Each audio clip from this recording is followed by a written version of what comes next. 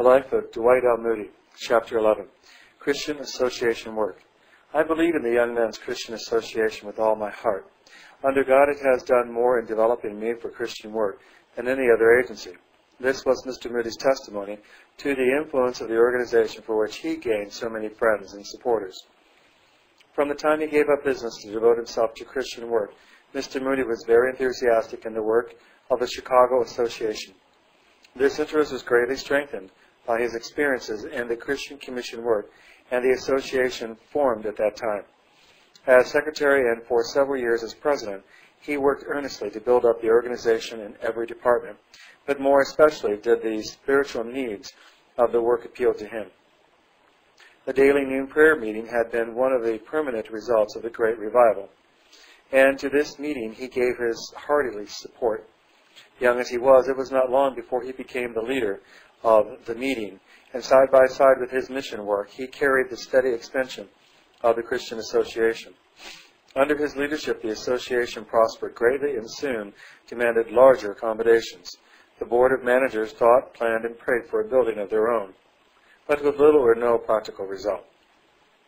Finally, it was proposed that Mr. Moody, who had recently been successful in erecting the Illinois Street Church, should be elected president with John V. Farwell for vice president. Mr. Moody was considered too radical to head the ticket, however, so the names were reversed.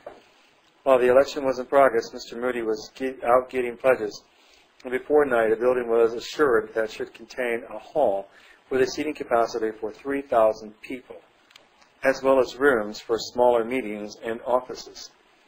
Feeling, as he always did, the efficiency of prayer, he had asked B.F. Jacobs and J.W. Dean to unite with him in petition that the way might be opened for such a building. Then, with characteristic foresight, believing that his prayer would be answered, he got a charter from the state exempting the Young Men's Christian Association's real estate from taxation. A stock company was then formed, and on looking for a location, a site originally secured for the city waterworks office and tower was decided upon as the most appropriate in size and location. The city had grown so rapidly that the lot was entirely inadequate for the proposed waterworks, and the property now belonged to Mr. Farwell.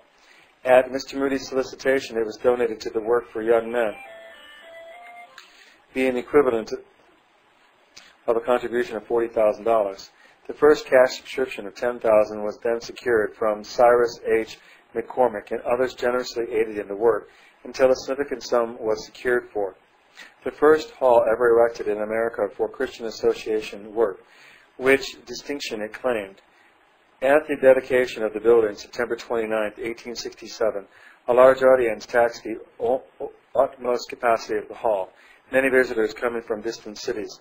The interdenominational character of the association was proved by the presence of ministers of all denominations, and this at a time when the work was only beginning, and jealous eyes were watching lest it should prove a rival of the churches. In his speech on this occasion, Mr. Moody recounted the blessings the association had received and how God had led them from small beginnings to their present position of influence. He made a characteristic plea for an aggressive attack upon the strongholds of sin, saying Christians had been on the defense too long. He confessed his belief that by the Lord's blessing, a religious influence was to go out from the association, that it should extend in every county in the state, to every state in the Union, and finally across the waters, should help to bring the whole world to God.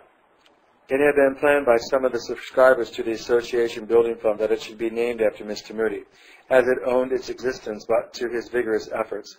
As soon as he learned of this, Mr. Moody took the platform and, in a short and vigorous appeal, asked the audience to name it Farwell Hall in honor of the man who was chairman of the building committee, and had been so liberal a giver. The proposal was carried by acclamation, although Mr. Farwell modestly insisted afterwards that the audience acceded to the only mistake Mr. Moody ever made in connection with this enterprise. Within 4 months after its dedication, Farwell Hall burned down, entailing great loss, as it was only partly insured. Mr. Moody took matters in his own hands again, and so promptly that it is said he had secured subscriptions for the new hall before the old one ceased burning. While the ruins were still smoldering, he received a telegram from J.D. Blake of Rochester, Minnesota, an early friend of the General Association work, offering to take $500 worth of stock in the new building. When the costly hall of the Young Men's Christian Association took fire in 1867, wrote the Reverend Mr. McAgree, the secretary and other officials, as soon as they found the building was doomed, ran about among the merchants in the city for subscriptions. "Our hall is burning, sir. The engines are at work, but there is no hope. We shall want a new one. Let us have money enough to begin at once." Thousands upon thousands of dollars were subscribed without a moment's hesitation. And it is said that before the fire was out, money enough had been raised to build a new hall in a style of even greater magnificence than the first. This is only a specimen of the lightning Christianity of Chicago. The man who may be called par excellence the lightning Christian of the city is Mr. Moody, the secretary of the association referred to, and a man whose name is a household word in connection with missionary work. I went to one of his mission schools, and I have rarely beheld such a scene of high-pressure evangelization. It made me think irresponsibly of those breathing steamboats on the Mississippi that must either go fast or burst. Mr. Moody himself went about the school, seeing that everybody was at work, throwing in a word where he thought it necessary, inspiring everyone with his own enthusiasm. The second Farwell Hall was completed and dedicated in the following year. This building was superior in many respects to the first one, but suffered the fate of its predecessor. The new hall was destroyed in the Great Chicago Fire of 1871. The third Farwell Hall was erected while Mr. Moody was in England in 1872 to 75, but in this also he had a share in raising the money to pay for its erection. After the close of his mission in Chicago in 1877, he secured the balance of the money necessary to clear the association building from debt. This third building was demolished to give place to the present Farwell Hall, which exceeds in value any association building now in existence. Richard Morris writes of Mr. Moody's ability in the way of securing subscriptions. In every city in which he worked on both sides of the ocean, his work and words summoned to the association a group of consecrated laymen, and with them financial resources which everywhere promoted the extension and usefulness of our work for young men. In almost every city, his effort was always not only to promote the spiritual life of the association, but also to procure for it better accommodations and appliances, and in many instances a building. I remember vividly my visit to England late in the summer of 1875, just after Mr. Moody had closed his most remarkable evangelistic tour in the United Kingdom. I visited many cities and was invariably entertained with cordial hospitality, and I felt that this was due not so much to my being the secretary of the International Committee as to my being the friend, and to some extent the associate of Mr. Moody. I found in every city a group of influential laymen who had recently become connected with the association owing to Mr. Moody's work, and who were giving its leadership and financial resources, which greatly increased in every incident the benefit, reach, and influence of the organization. It was the spiritual life and at the same time the leadership of the laymen which he contributed in such great measure to the association movement. The actual money raised in connection with or as a result of his meetings was simply one of the signs of this. No list of the amounts raised in the various cities can show a total amount which represents to any degree the financial help that came to the association through his agency. In regard to the amount raised in New York as a result of his meetings here in 1876, I would say that at that time there was a mortgage of about $150,000 upon the association building, corner of 23rd Street, 4th Avenue, against which there was a pledge of $50,000 from the friend of the association, which he had deposited in its safe to be paid whenever the balance of the mortgage had been subscribed. At the close of Mr. Moody's meetings in the Hippodrome near the Madison Square Garden, it was proposed to raise $200,000, including the pledge above referred to. $150,000 to be devoted to paying off the mortgage, and $50,000 to the work of the Brownery branch of the association. This money was happily secured as the result of these meetings. These facts speak for themselves, but any simple narration of them would be incomplete without some slight comment on this remarkable power that influenced not only men's hearts, but their pockets, perhaps a harder task. He begged for men's money as simply and directly as he begged for their conversion. He trusted implicitly that God would grant him both, and he was rarely disappointed in either. The poor offered him small sums, the rich gave with a magnificent liberality, and he accepted both as his master's due. In his association work at this time, Mr. Moody seemed to have developed the peculiar gift of discerning the special abilities of others. In the noonday prayer meeting, he was on the watch to discover a new worker or to call upon strangers to take part. Mr. A.J. Bell, an evangelist of San Jose, California, described the following experience with Mr. Moody at one of the meetings.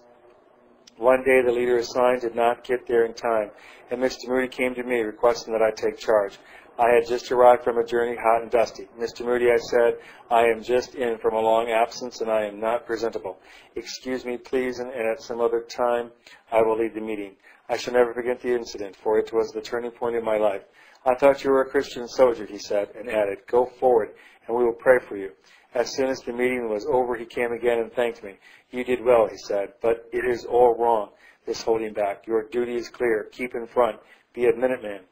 In 25 years, I have not forgotten that expression, and since then I have been at the front in evangelistic work. Had Mr. Moody not pressed me into service then, the probabilities are that I would have never entered the field. In 1867, a great Young Men's Christians Association convention was held in Pittsburgh, which was accompanied by a widespread religious awakening. Here again, Mr. Moody's presence was felt. With his characteristic energy, wonderful foresight, and practical good in securing results, says Oliver McClintock, who was president of the association just organized at that time. Mr. Moody called a meeting of the leading women who had been impressed by the addresses and events of the convention and organized them into the Young Women's Christian Association, which grew into a strong and efficient organization. Several large and benefit institutions now having valuable properties grew out of this movement. The Reverend James S. Chadwick became city missionary of the Methodist Episcopal Church in Chicago in 1861. His office was in the building in which the Young Men's Christian Association had rooms before the erection of Farwell Hall. With reference to Mr. Moody's labors in behalf of the suffering and needy, he says, I have known him to start from the Young Men's Christian Association with baskets of provisions for poor families, many of whom would have been neglected or overlooked but for his timely interest. He always urged those whom he thus relieved to attend church and become Christians. In many instances, whole families were thus brought to know and serve the Lord Jesus Christ. In the New Day prayer meeting, men have arisen and told how Mr. Moody visited their homes with substance relief for hungry children and then joined in prayer for all the family. Mr. Moody would regularly station himself at the entrance of the Young Men's Christian Association rooms just before the hour of the noon and distribute to bypassers invitations to go upstairs to the noonday prayer meeting. Christians and persons who were not Christians were frequently prevailed upon to spend a few minutes in the helpful and inspiring prayer service. Many conversions resulted from these invitations. Direct evangelistic preaching was a prominent feature of these early years of association work. The most aggressive phase of it was no doubt the open-air talks. During the summer months, Mr. Moody could be seen every night, if the weather permitted, in what was known as the Courthouse Square. The steps of the building became his pulpit. A half a dozen young men and women, his choir. The passing throng, or as many as could be arrested by the exercises, his audience. A position was usually taken where the prisoners in the long corridors could hear what was going on, and these, crowding to the grated windows, became an important part of the congregation. To one or less determination, such efforts as evangelizing would have been discouraging. Opposition in one form or another was frequent. A certain freethinker appeared regularly for months, often interrupting, always trying to hold the crowd after Mr. Moody had closed, and later following the company that had gone with Mr. Moody and his assistants to the service that was held regularly in the smaller association hall. Occasionally some half-intoxicated stroller would try to put an end to the open-air service. One evening, a large earthen jar was thrown from an upper window of the courthouse and, falling within a couple of feet of the speaker, was broken into fragments. Mr. Moody was a true friend of prisoners, frequently visiting the common jail, and also what was known in Chicago as the Bride Well, talking, reading, and praying with the inmates.